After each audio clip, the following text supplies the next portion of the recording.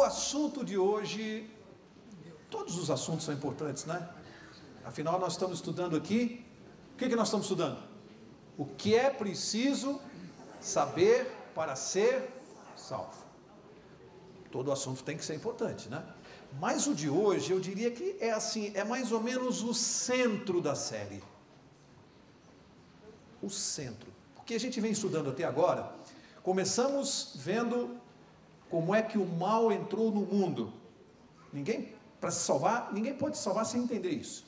Precisa saber disso. No que é que nós estamos envolvidos. E vimos que o mal não foi criado por Deus, ele era apenas uma possibilidade.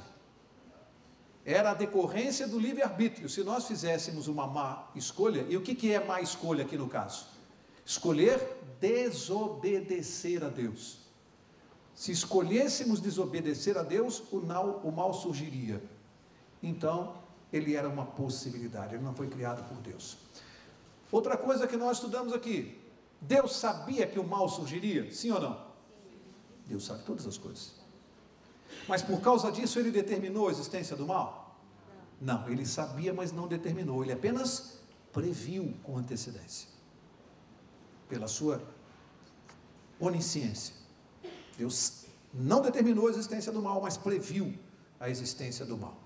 E aí depois que o mal aconteceu, surgiu, nós estudamos aqui qual foi a solução que Deus, estudamos aqui como é que aconteceu lá o encontro, o primeiro encontro do homem com o representante do mal, Satanás, né, lá no Jardim do Éden, incorporado na serpente. Estudamos isso aqui.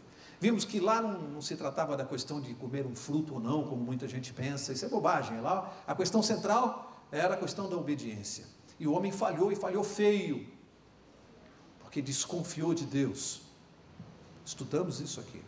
Aí vimos que após o pecado, Deus ensinou para o homem qual seria a solução para resolver esse problema gravíssimo. Gravíssimo. O pecado é algo tão sério que fugiu da mão do homem resolver esse problema. E foi isso que Deus explicou para o casal. Falou: olha, agora vocês não podem fazer mais nada. Agora eu vou ter que resolver esse problema. E Deus, lembra? Estudamos? Cordeiro, Deus ensinou para eles direitinho. O cordeiro simbolizava a morte daquele que viria resolver o problema. E é que através da morte do cordeiro, eles estavam simbolizando fé no verdadeiro cordeiro de Deus que tira o pecado do mundo. Deus explicou tudo isso para o casal. Aí estudamos em seguida a lei de Deus, a lei pela qual os seres humanos sempre estarão sujeitos a ela. Antes do pecado, depois do pecado, até porque se a lei não existisse antes do pecado, nós não saberíamos o que é pecado. Porque segundo a Bíblia, pecado também é o quê?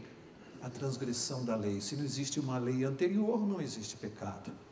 A lei tinha que existir lá no céu, já com os anjos. E vimos que esta mesma lei é aquela que será utilizada no juízo de Deus para julgar a humanidade. Por isso a arca com as tábuas da lei foi colocada onde? Estudamos na quarta-feira passada. Onde? Dentro do santuário, no lugar santíssimo do santuário. Ela tem uma função primordial ali. Aí terminamos examinando superficialmente as cerimônias que aconteciam no santuário, que nós chamamos aqui de o evangelho em símbolos. Todos aqueles rituais da matança de cordeiro, de sangue, que impressiona tanta gente, né? Por que tanto sangue, tanta... Explicamos aqui que tudo aquilo simbolizava o evangelho e todo o ministério de Jesus. Vimos isso aqui na quarta-feira passada. Aí chega hoje e nós temos uma questão fundamental para resolver, que é o cumprimento da promessa do verdadeiro cordeiro que viria ao mundo para tirar o pecado do mundo e resolver o problema que o homem criou lá atrás. Chegamos agora. Durante séculos o santuário apontava para a vinda do cordeiro. Agora nós chegamos no cordeiro.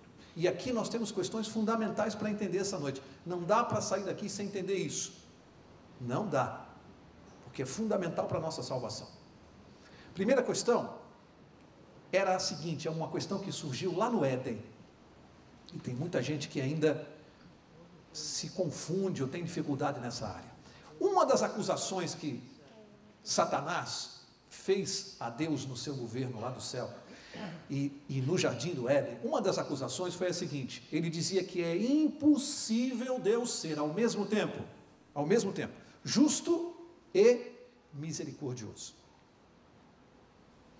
A tese dele que é impossível. Como é que ele justifica isso? Ele diz assim: Deus estabeleceu uma lei e disse que a desobediência a essa lei tinha uma consequência, uma penalidade. Qual é a penalidade? A morte. Quando o casal desobedeceu, Satanás, como se tivesse assim num confronto pessoal com Deus, ele fez o seguinte questionamento: bom, o senhor não diz que é justo que tem a sua lei? Então, se o senhor tem a sua lei e o casal desobedeceu, o senhor tem que fazer o que com o casal? Matar. Cumpra a sua lei. Mate o casal. Se o senhor matar, eu vou poder argumentar: onde está o seu amor, a sua misericórdia? O senhor é só justiça. Se o senhor não matar o casal, disser assim: não, olha, eu estava brincando, a desobediência da lei não acarreta a morte, era só uma brincadeira, pode pecar que não vai dar em nada, vai terminar em pizza. Se o senhor for só amor com as pessoas, então eu vou perguntar: onde está a sua justiça? Então o questionamento é o seguinte: se o senhor mata o casal, eu digo que o senhor não tem misericórdia. Se o senhor não mata, eu digo que o senhor é só justiça. Aí ele diz assim: é impossível conciliar amor e justiça. Ou o senhor vai ter que fazer uma coisa ou vai ter que fazer outra. É uma boa acusação? Não é um problema para Deus resolver? Tem gente que até hoje se embaralha com isso e não sabe como sair. Talvez o ser humano, ou certamente o ser humano, não soubesse resolver esse problema. O que ele não contava é que Deus já tinha essa solução em mente muito antes de criar o homem e os anjos, muito antes. Deus já tinha a solução. E o que ele não contava é que o Deus usasse como arma para resolver esse problema algo que ele, Satanás, o diabo, não conhece. Porque a Bíblia descreve que ele é muito sábio, muito inteligente, muito bonito, todas aquelas características, né, que o profeta Ezequiel aponta no diabo. Tem gente que pensa que o diabo é feio, tem chifre, bobagem, hein? A Bíblia diz que ele é um anjo bonito, poderoso, rico, ele tem todas essas qualidades. Portanto, nesta área ele estava preparado. Mas Deus usaria como arma algo que o diabo não conhece em profundidade, ou não conhece nada. Qual seria a arma de Deus? O amor. Com isso ele não contava. O próprio Deus se envolver na questão para defender simples seres humanos, como se fossem formiguinhas. Deus vai sair da sua majestade no céu para resolver o problema de uma humanidade teimosa, desobediente? Ele não contava com isso. Na cabeça, na mente dele, jamais ele achou que Deus se envolveria com isso. Portanto, Deus tinha que resolver esse problema. Qual foi a solução que ele encontrou para mostrar que é possível ser justo e misericordioso ao mesmo tempo? Ele tinha uma solução. A solução era um substituto para o pecador. Um substituto para o pecador. O substituto ficaria com a penalidade da lei e o pecador ficaria com o perdão. Esse é o plano. Um substituto para o pecador. A questão é que esse substituto não poderia ser também um pecador. Porque aquele que é pecador não pode morrer no lugar de outro. Portanto, o único que não tem pecado, segundo a Bíblia, quem é? Deus. Mas Deus morre. Então como é que ele, como Deus, poderia resolver o problema e morrer no nosso lugar se Deus não morre? Estou vendo gente olhando para mim e falando: mas esse cara está fazendo uma bagunça na minha cabeça. Estou não. Estou fazendo de propósito para mostrar que nós estamos tratando de um tema muito sério. Muito sério, que a gente precisa entender a gravidade do pecado, as consequências e o que é que isso gerou. É uma coisa tão séria. O plano de Deus era um substituto morrendo no lugar do pecador. Bom, aí eu descubro o seguinte: nós cometemos o pecado, e por mais que o substituto receba a penalidade, eu ainda hoje recebo algumas das consequências do meu pecado na minha vida. Recebo, sim ou não? Sim. Sim. Qual é a consequência que eu não recebo? A consequência penal do pecado, que é a morte. A consequência penal caiu sobre os ombros do outro, do substituto. Agora, as consequências físicas, psicológicas, morais, sociais, essas estão sobre as minhas costas. Mas a consequência penal, ela recaiu sobre outro, o substituto. Abre aí sua Bíblia, Romanos 5, e vamos começar a esmiuçar um pouco esse conceito que é o centro do Evangelho. Romanos capítulo 5 vai começar a nos ajudar a ver o plano de Deus, como é que ele se delineou e por que ele estava tão claro lá no santuário. Romanos capítulo 5, olhe comigo o verso 8. Romanos 5, 8, diz assim: mas Deus prova o quê? O que ele vai provar? O seu amor. Essa não é uma das acusações? Que ele não é misericordioso? Ele prova o seu amor, fazendo o quê? Para conosco, em que Cristo morreu por nós, sendo nós ainda pecadores. Então, o que eu descubro? A primeira pergunta eu respondo: quem foi o nosso substituto no plano de Deus? Quem que nos substituiu e arcou com as consequências penais do pecado? Quem foi? Aqui respondeu: Cristo morreu por... Ele herdou as consequências. Então aqui eu respondo a primeira pergunta. A Bíblia esclarece quem foi o nosso substituto. Por isso o cordeiro era sacrificado nos rituais do santuário. O substituto. O cordeiro simbolizava Jesus Cristo, o verdadeiro cordeiro. Ele é o nosso substituto. Mas a gente tem que responder uma pergunta seguinte, porque aqui diz que Deus demonstra o seu amor em que Cristo morreu por nós. Mas agora eu preciso saber exatamente quem é Cristo. Quer ver a importância da pergunta? Se ele é homem, como algumas religiões pensam e defendem, algumas religiões defendem que Jesus Cristo, religiões ou filosofias, ou seja lá o nome que, ou crenças, ou credos, dê o nome que você quiser dar. Muitos pensam que Jesus era apenas um homem, evoluído espiritualmente, diferente, tudo, mas um homem. Então nós temos um problema: se ele era apenas um homem, ele poderia representar a humanidade? Um homem pode substituir outro? Então, se ele fosse um homem, ele não poderia representar a humanidade. Em outras palavras, não poderia ser o substituto. Outros, sem conhecer a natureza de Cristo, dizem que ele era somente Deus, que ele não era humano, ele era só Deus. Aí nós voltamos a ter um problema, porque a Bíblia diz lá em Timóteo capítulo 6, que Deus é o único a quem pertence o quê? A imortalidade. Se ele é somente Deus, como é que ele pôde morrer na cruz? Deus morre? E agora? Cristo é homem ou é Deus? Percebe a importância de nós descobrirmos a natureza dele? Ou ele é homem ou é Deus? E eu preciso saber isso. Senão, como é que eu vou entender o plano da salvação? Eu preciso compreender. Qual é a resposta? Ele é as duas coisas. Dá para explicar isso? Você consegue explicar isso? Mistério da piedade, diz aqui o pastor. Você consegue explicar? Isso é um mistério, isso é um milagre. Nós não conseguimos entrar na mente de Deus e entender como essas coisas acontecem. Nós estamos falando de um milagre inexplicável. Um ser que é ao mesmo tempo completamente, não vou adiantar isso, porque senão eu vou quebrar o ritmo aqui do estudo. Deixa essa conclusão mais para o fim. Vamos seguir aqui. Portanto, respondendo à pergunta, se ele é somente Deus, como é que ele poderia ter morrido? E já respondemos aqui, a única solução era Deus se fazer homem, mantendo as duas naturezas. Era a única solução. Deus se fazer homem, para que ele pudesse morrer. É simples Deus se fazer homem? Você acha que é?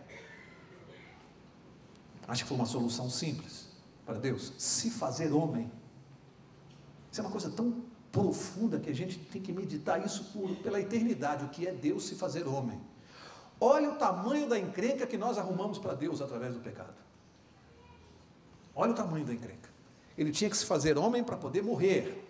Agora abre lá na segunda carta aos Coríntios, vamos começar a entender melhor isso. Como é que é esse negócio?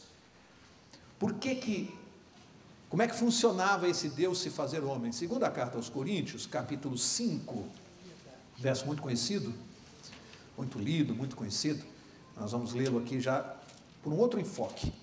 Segunda carta aos Coríntios, capítulo 5, eu vou ler os versos 18 e 19. E diz isso aqui, ó. E tudo isto provém de Deus, preste atenção. O que ele fez, Deus? Nos reconciliou consigo mesmo por Jesus Cristo e nos deu o ministério da reconciliação. Olha aqui, ó. Isto é, explicação. Deus estava em Cristo, reconciliando consigo o mundo, não imputando aos homens os seus pecados, e nos confiou a palavra da reconciliação. Então ele, por meio de Cristo e em Cristo, a reconciliação foi feita por meio de Cristo e em Cristo. Ou seja, como é que a gente resume isso? Deus em Cristo é que veio ao mundo. Deus em Cristo. Quem morreu na cruz? Deus em Cristo. Totalmente Deus, totalmente humano. Nenhuma característica de Deus faltava para Jesus e nenhuma característica humana faltava para ele. Ele tinha as duas naturezas. Complicado isso, hein? É um milagre, é um mistério. Mas Deus nele e através dele. Portanto, quem morreu na cruz, e aqui é que o Evangelho se torna para nós de uma relevância extrema, é descobrir que quem morreu na cruz naquela tarde foi Deus em Jesus Cristo. Eu li uma frase fantástica num livro que o pastor João me recomendou. Que livro, viu, pastor? Uma frase maravilhosa que ela chega a ser poética, mas é profunda. Quando diz que Deus estava em Cristo, o autor do livro diz assim, que os cravos que atravessaram as mãos de Cristo atingiram as mãos de Deus. Que coisa, hein, pastor? Deus em Cristo. Cruzaram as mãos de Cristo e atingiram as mãos de Deus. Que frase inspirada, que profundidade. Deus estava em Cristo. Ou seja, é impossível separar as duas coisas, ou as duas pessoas. Deus o Pai e Deus o Filho, porque eles agiram juntos, concordando. Nenhum prevaleceu a sua vontade sobre o outro, nenhum impôs nada ao outro. Em concordância, eles agiram juntos no ministério da reconciliação. Estavam juntos, ou seja, Deus o Pai estava na cruz. Porque tem gente que pensa que o Deus do Velho Testamento era ruim, e o Deus do Novo Testamento, que é Jesus, é que é bonzinho. Bobagem, eles estavam juntos. Um só e mesmo Deus, mas duas pessoas distintas. Como é que você explica isso? Você não explica. Como é que você concilia as duas naturezas de Cristo? Como você explica isso racionalmente para uma pessoa, para um cientista? Que Jesus tinha a mortalidade, a natureza mortal do homem e a imortalidade de Deus. Como você explica isso para a ciência? E a ciência tem uma tendência de, se você não puder provar no laboratório, então porque não é verdade. E no caso de Deus, a ciência quebra a cara. Porque se a ciência tentar levar Deus para o laboratório, essas coisas, nenhum laboratório humano vai explicar isso aqui. Portanto, eu só posso aceitar isso pela fé. Só pela fé.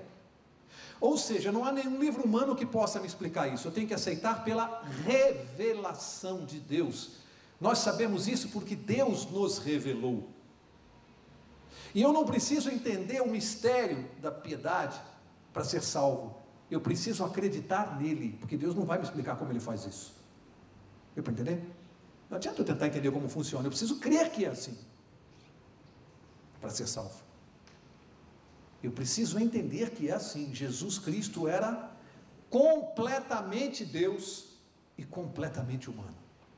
Só ele, mais ninguém, conseguia conciliar as duas naturezas. Quer ver? Mateus capítulo 1, vai confirmar o que eu estou falando aqui. Mateus capítulo 1, diz assim, versos do 21 ao 23, né?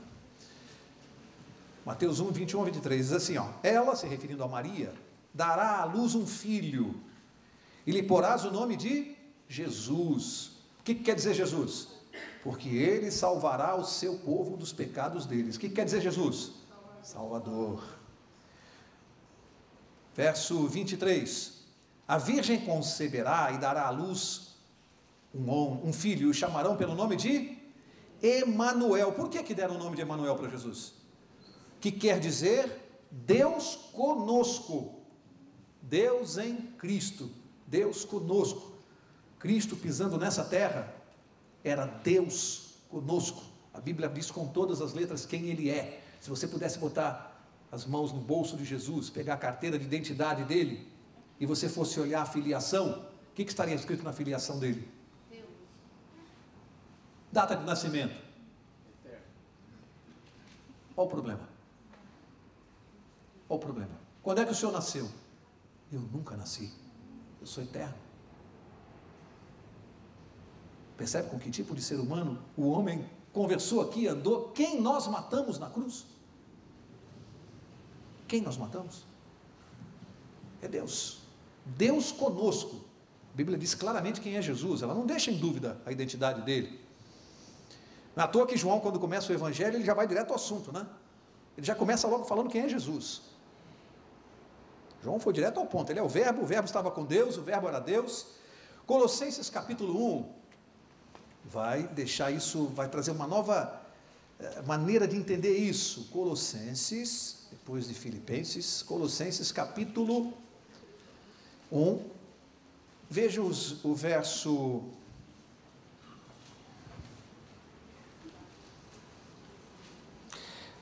Não, é capítulo 2, verso 9, desculpe. Colossenses, capítulo 2, verso 9, 2:9. Diz assim: pois nele, em Cristo, né, habita o quê? Corporalmente toda, olha essa palavra, plenitude da divindade. Nele habita toda a plenitude da divindade. Plenitude, aquilo que é pleno, falta alguma coisa? Havia alguma coisa de Deus que não estava em Jesus? Nele habitava a plenitude da divindade. Ele era completamente Deus. Totalmente Deus, feito homem. Olha, agora, que coisa maravilhosa. Olha Hebreus capítulo 10, olha esse verso aqui. Hebreus capítulo 10. Eu quero que você leia comigo o verso 5. E vê se dá para entender isso aqui. Hebreus 10, 5. Diz assim, ó. Pelo que ao entrar no mundo, diz, sacrifício e oferta não quiseste, mas, o que está escrito aí? Um corpo me preparaste. Olha só, Deus, para entrar neste mundo e encarnar na pessoa de Jesus Cristo, seu Filho, teve que ter para ele o quê? Foi preparado para ele o quê? Um corpo humano, para Deus habitar. Foi preparado um corpo humano para ele, para que dentro desse corpo ele habitasse. A divindade dentro da humanidade. Não dá para entender isso. Só pela fé. Foi preparado um corpo para Deus habitar. E ele teve que agir com as limitações desse corpo humano. Ele viveu tudo aquilo que nós vivemos. Jesus sentiu dor, sentiu fome, sentiu frio, sentiu dor. Ele estava num corpo humano. Sentiu tudo aquilo. Não escapava de nada. Jesus é, o pastor já respondeu aqui, eterno. Ele nunca nasceu. Ele nunca vai morrer, ele é eterno. É difícil nós entender, nós costumamos pensar na eternidade como algo para frente, né? Aquilo que é eterno, que não vai acabar nunca. Mas a gente não costuma pensar na eternidade para trás. Aquilo que nunca começou, nunca teve início.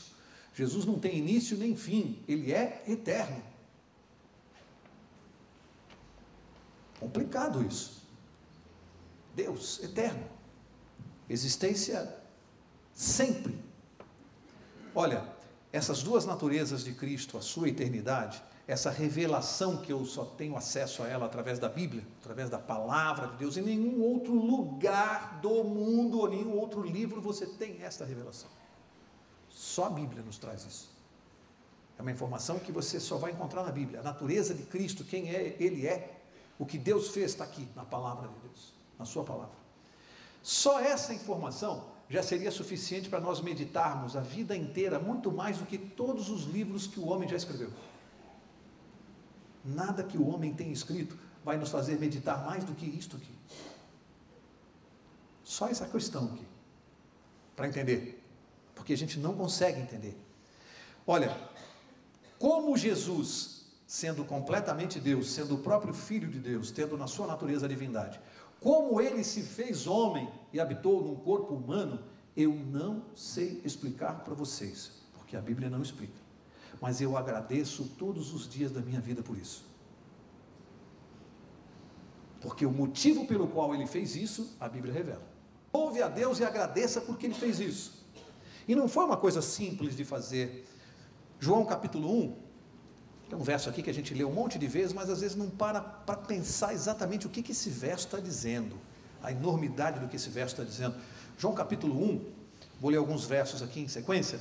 Primeiro diz assim, o João 1:1, diz que no princípio era o verbo, e o verbo estava com Deus, e o verbo era Deus. Quem é o verbo?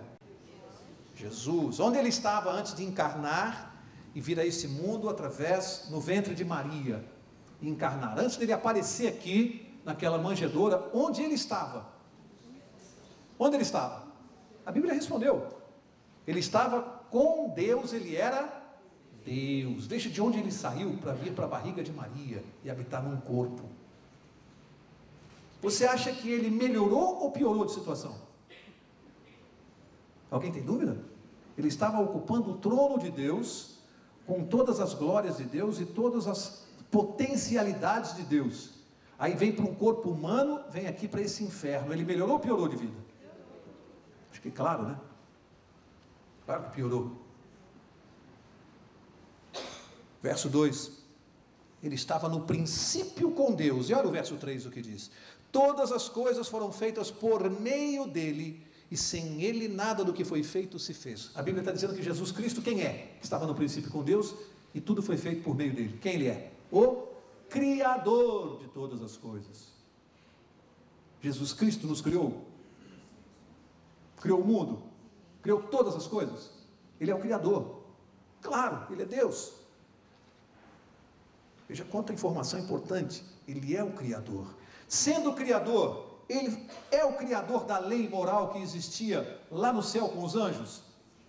Ele é o Criador de todas as coisas. Diz que nada foi feito sem ele. Ele é o autor da lei moral, aquela que diz não matar, não cobiçar, não adulterar, não mentir. Ele é o autor. Ele é o autor da lei que diz que nós devemos santificar o sábado. Sim ou não? Estou vendo gente engasgou. Ele é o autor. Já tinha pecado quando ele criou essa lei? Tinha. Mas tem gente que diz agora que ele veio aqui e mudou. Deus, onisciente, sabia de todas as coisas, aí ele chega aqui no mundo e fala assim: ó, gente, desculpem, eu fiz uma bobagem. Não era para guardar o sábado, é o domingo, só que eu me distraí, me esqueci. Se você aceita que as coisas sejam assim, se você aceita esse tipo de, que Jesus Cristo cometeria esse, porque ele é o Criador de todas as coisas. Percebe como essa revelação tem implicações? Ah, Jesus é o Criador, e daí? Daí que tem implicações. Ele criou a lei, a mesma que dizem que ele veio abolir, que ele veio modificar. E durmas com esse barulho. Aí, verso 10, diz que ele estava no mundo, olha só, o mundo foi feito por meio dele, mas o mundo não o conheceu. Mas que coisa, hein? Eu quando li esse verso aqui, eu falo, mas já imaginou? Sabe aquela situação de uma pessoa que, essas grandes companhias, às vezes, que tem 15, 20 mil funcionários, e ninguém sabe nem quem é o presidente. Imagina uma companhia imensa como uma Volkswagen, uma Ford. Aí você imagina que o sujeito está lá trabalhando, tem o chefe, o diretor, o presidente, e de repente um dia tem um velhinho lá no pátio fazendo pergunta, e a pessoa, não, quem o senhor está fazendo aqui? O senhor não pode ficar aqui? Não sei o quê. Quem é o senhor? Eu sou o dono aqui, não posso ficar nem um pouquinho? Está dizendo que nós fizemos isso. Olhamos para Jesus e... Quem o senhor pensa que é? Quem o senhor pensa que é para falar em nome de Deus? E ele tinha que ouvir isso. blasfêmia. Falar em nome de Deus, isso é uma blasfêmia. Quem é o Senhor para perdoar pecados? E ele teve que ouvir isso. Quem o senhor pensa que é? E ele ouviu. Mas fizeram pior com ele, né? Diz que ele, agora eu quero ler o verso 14. O verbo se fez carne e habitou entre nós. Para aqui. Ele se fez carne e veio habitar, veio morar aqui. Sabe? Acho que alguém aqui, ou várias pessoas, já mudaram de casa e já foram morar num novo ambiente. Eu já tive essa experiência, acho que todo mundo aqui, né? É fácil você se acomodar num novo ambiente? Tem um período de adaptação, não é? Às vezes a gente muda para melhor, mas às vezes há casos de pessoas que mudam para pior, mas não importa. Importa que qualquer mudança exige um período de adaptação. No caso de Jesus, você acha que foi fácil a adaptação de onde ele saiu e para onde ele veio? Foi fácil onde ele morava e de repente onde ele se viu? Nem carro tinha, né? Camelo, não tinha telefone celular, não tinha televisão. Foi fácil para ele? Veio morar aqui, habitou entre nós, largou o céu e veio para cá, no tempo em que ele veio. Se viesse hoje também ia perder muito, em comparação com o céu. Veio habitar entre nós, viver aqui. Algum tempo atrás, nós assistimos o funeral da princesa Diana, né? E uma década antes, mais ou menos, ela tinha se casado com o príncipe Charles, herdeiro lá da Grã-Bretanha, do reinado da Grã-Bretanha. Quando ela morreu, o mundo parou, né? Por que o mundo parou? Porque a história dela é o sonho de toda moça. A moça que um dia, a moça pobre, que um dia se tornou princesa. É um conto de fadas, né? Por isso que o mundo inteiro adorava a Diana, porque era um símbolo do sonho, né? Como os filmes de Hollywood, a história de alguém que sai da pobreza e vai para a riqueza, da Cinderela que encontra o príncipe. O mundo está acostumado com esses contos, mas a história de Jesus é o reverso. O rei desce da realeza e vem para a miséria. Diana se deslumbrou com a pompa da realeza inglesa, se deslumbrou com a glória que ela desfrutou, com toda a fama, com tudo que a riqueza imagina, de uma princesa que vivia lá. De repente o rei do universo se despe de toda a glória e vem a esse mundo, e ao invés de ele lutar com o inimigo, com armas poderosas, com bombas produzidas no céu, com armas que o inimigo não teria como, ele utiliza como arma uma cruz. Deus escolheu uma cruz para lutar com o diabo. A história de Jesus é o inverso das histórias de Hollywood. É da realeza para a miséria. Deus desceu um degrau. Aliás, Deus desceu vários degraus, né? Vários degraus, quer ver? Isso vai ficar claro aqui, ó. Abre lá, Filipenses capítulo 2. Filipenses capítulo 2. Olha quantos degraus Deus desceu. Se nós pudermos contar aqui, quantos ele desceu? Filipenses capítulo 2, diz aqui no verso 5 ao 8, diz assim, ó. Presta atenção e perceba a descendência, né? A descida. Diz assim: de sorte que haja em vós o mesmo sentimento que houve em Cristo Jesus. Presta atenção, que sendo em forma de Deus, não teve por usurpação ser igual a Deus, mas a si mesmo se esvaziou, tomando a forma de servo, fazendo-se semelhante aos homens, e achado na forma de homem, humilhou-se a si mesmo, sendo obediente até a morte, e morte de cruz. Vamos examinar isso aqui, quantos degraus ele desceu? Primeiro diz que ele sendo em forma de Deus, ele sendo completamente Deus, ele assumiu a forma humana. Olha, você se lembra da história, né? O que Lúcifer disse lá no céu? O profeta Isaías escreveu para nós, né? Subirei acima, lá no norte, no lugar, na extremidade da terra, e serei semelhante a Deus. Satanás queria ser semelhante a Deus. Jesus, sendo Deus, se esvaziou, se humilhou e tomou a forma humana. Você vê uma diferença aí de comportamento? Um querendo o lugar de Deus, é aquele que é Deus, se humilhou e tomou a forma humana. Mas não ficou só nisso, diz que em forma de homem, ele tomou a forma de servo, desceu mais um degrau para baixo. Não ficou só em homem, servo. Mais degraus Deus está descendo. Bom, não satisfeito em tomar a forma de servo, diz que ele foi morto numa cruz. Desce degrau, porque a cruz era a morte para os piores bandidos e criminosos da época. Não se satisfez em descer só esses degraus. Desceu a humilhação de pagar a penalidade dos piores bandidos. E ainda desceu mais. Porque não bastasse isso, ele sofreu na cruz a dor e a agonia do pior tipo de pecador, porque ele pagou por todos.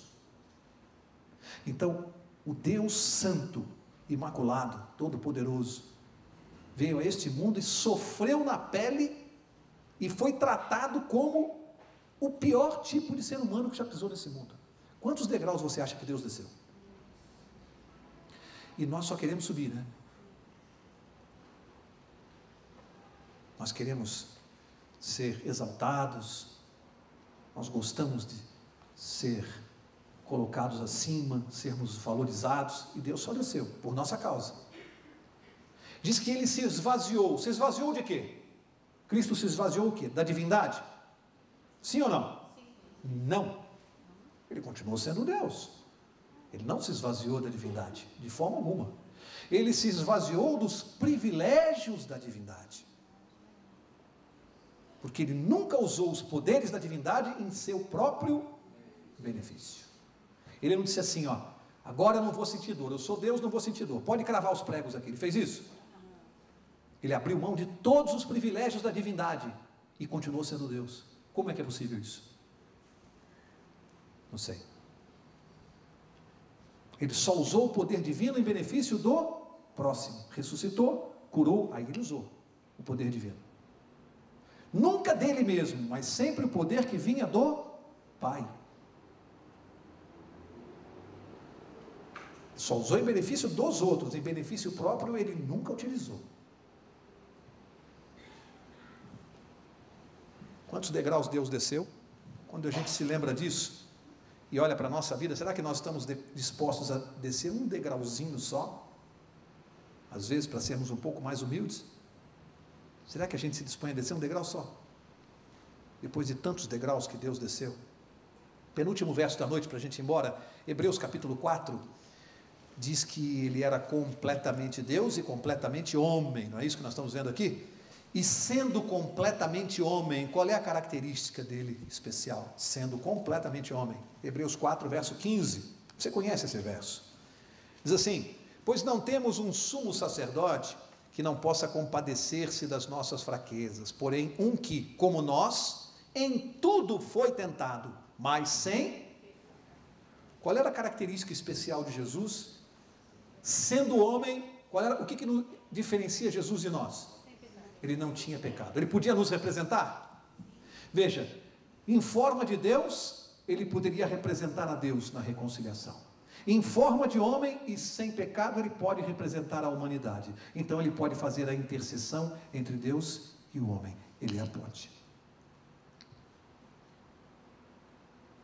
Se ele fosse somente Deus, ele não poderia fazer, não poderia representar a humanidade. Se ele fosse somente homem, ele também não poderia fazer. Só sendo Deus homem, é que o plano de Deus poderia se cumprir. Só dessa forma. E ele não tinha pecado. Significa que a Bíblia diz que ele foi tentado em tudo. Quando fala tudo, exclui alguma coisa? Tem algum tipo de tentação que nós aqui passamos que Jesus não tenha passado?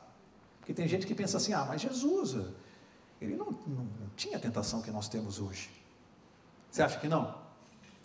Você acha que ele não foi tentado em nenhum dos pecados? O que você acha? Claro que foi. A Bíblia diz que ele foi tentado em tudo como nós. Não tem nada que eu tenha passado que ele não tenha passado também. E ao pensar nele e buscá-lo é que eu consigo entender que somente pelo poder dele eu posso resistir. Não tem outro jeito, se não for através do poder dele. Último verso, é Hebreus capítulo 1, para a gente encerrar. Hebreus capítulo 1, eu quero ler o verso do 1 ao 3. Olha que coisa interessante aqui, último verso da noite. Diz assim: havendo Deus outrora falado muitas vezes e de muitas maneiras aos pais pelos profetas, e nos falou nesses últimos dias pelo Filho, a quem constituiu o herdeiro de tudo, por quem fez o quê? O mundo, por intermédio de Jesus. Olha o verso 3, o Filho é o resplendor da sua glória, é a expressa imagem da sua pessoa, sustentando todas as coisas pela palavra do seu poder. Isso explica por que quando Filipe disse para Jesus: Senhor, está tanto tempo pregando conosco, falando de Deus, falando do Pai, por que o Senhor não nos mostra o Pai? Por que o Senhor não nos mostra Deus? O que Jesus respondeu? Quem olha para mim vê Por quê? Quem olha para mim vê o Pai. Por quê? Porque Ele e o Pai são inseparáveis. Pessoas distintas, mas são inseparáveis. Isso é um mistério. Ele é Deus, homem. Deus em Cristo. Enquanto eu não entendo isso, a minha mente não consegue entender nada sobre a salvação. Jesus é o centro. A cruz é o centro. É de lá que nós vamos buscar todas as informações necessárias. E eu preciso compreender isso aqui. Se eu saio daqui essa noite e não entendo quem é Jesus, exatamente, não vou conseguir compreender o plano de Deus. Só quando você entende que Deus estava em Cristo na cruz. Pronto. Se você esquecer todo o resto que eu falei aqui essa noite, mas você se lembrar, se alguém perguntar quem é Jesus, e você disser Deus, porque Deus em Cristo morreu na cruz por nós, pronto, você entendeu o Evangelho. Não precisa de mais nada. Eu quero encerrar com uma ilustração, pastor. Parece curioso, parece que nós conversamos antes, e na verdade, hoje não, ontem nós conversamos bastante pelo telefone, né? Mas hoje nós não falamos, e eu tinha separado uma ilustração, uma história para contar aqui, pastor. E é impressionante, porque o senhor contou uma história aqui no início, uma ilustração próxima daquilo que eu ia dizer. Eu falei, poxa vida, parece que o pastor adivinhou o que eu ia falar. O garoto estava no aeroporto, fazendo uma viagem de avião, o avião foi enchendo, daqui a pouco tinha um empresário sentado na poltrona do meio, viu a aeromoça acompanhando aquele menino, um menininho novo, acompanhando, porque criança menor não pode viajar sozinha, acompanhou, colocou o garoto na poltrona, fechou o cinto de segurança e pediu se ele queria alguma coisa, tal, sendo carinhosa com ele, e o senhor ali olhando para aquele garoto sozinho, conversando com ele, puxando assunto, e de repente lá pelo meio do voo, o avião começou a passar numa turbulência forte, e aí ouviu-se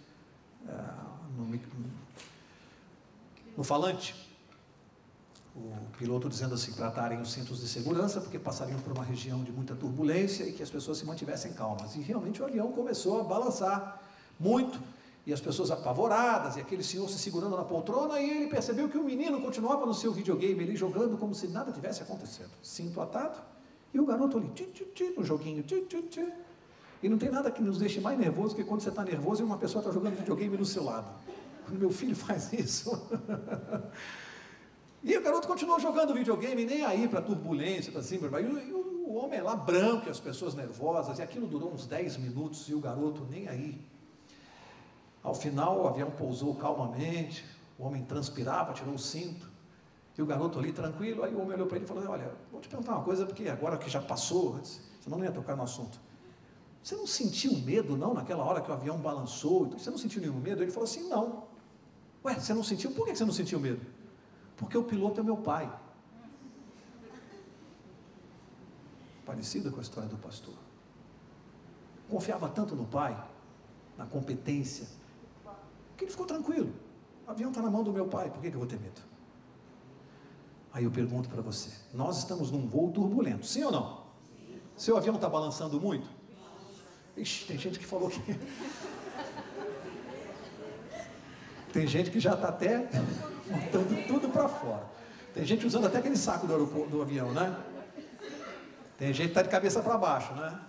Tem gente que o cinto já deu nó.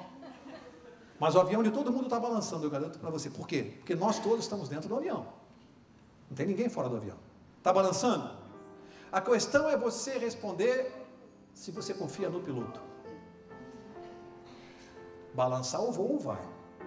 Pode causar um mal-estar. Ninguém gosta, né? Pode dar enjoo. Mas você não vai se desesperar se você confiar no piloto. E o legal é descobrir, além dessa noite nós descobrimos quem é o piloto, além de descobrir quem é esse piloto, o legal é descobrir que o avião já está quase descendo. Pelas profecias, acho que a primeira roda já está tocando na pista. Então no alto-falante o piloto está dizendo assim, ó, fica calmo, já está descendo. Está descendo ou não está? Está descendo. Fica tranquilo. Mas mais legal ainda saber é que talvez, ou certamente, esse avião não vai tocar com as rodas na pista, não vai pisar nesse mundo. O avião vai arremeter e vai subir para sempre. Quem está no voo, abençoado, creu no piloto. Quem ficou de fora do voo, é triste. Quem não está nesse avião, olha, ainda dá tempo, hein? Sabe quando você está no aeroporto e aquela vozinha irritante fala assim, portão tal, última chamada. Olha, última chamada, hein? Já ouviu o sinal de última chamada no aeroporto? Última chamada, falta pouco tempo. O pastor vai orar por nós agora. Na próxima quarta nós vamos ter a sequência desse assunto. Não perca, não perca, eu garanto para você, não perca, porque a sequência desse assunto é fundamental. Mas eu vou pedir agora para o pastor orar, para quem está dentro do voo, aguentar firme. Mas pastor, especialmente quem ainda não entrou nesse avião, ora aqui, pastor. Pede para Deus para convencer essas pessoas a entrarem logo nesse avião, até porque eles estão atrasando a nossa vida, né?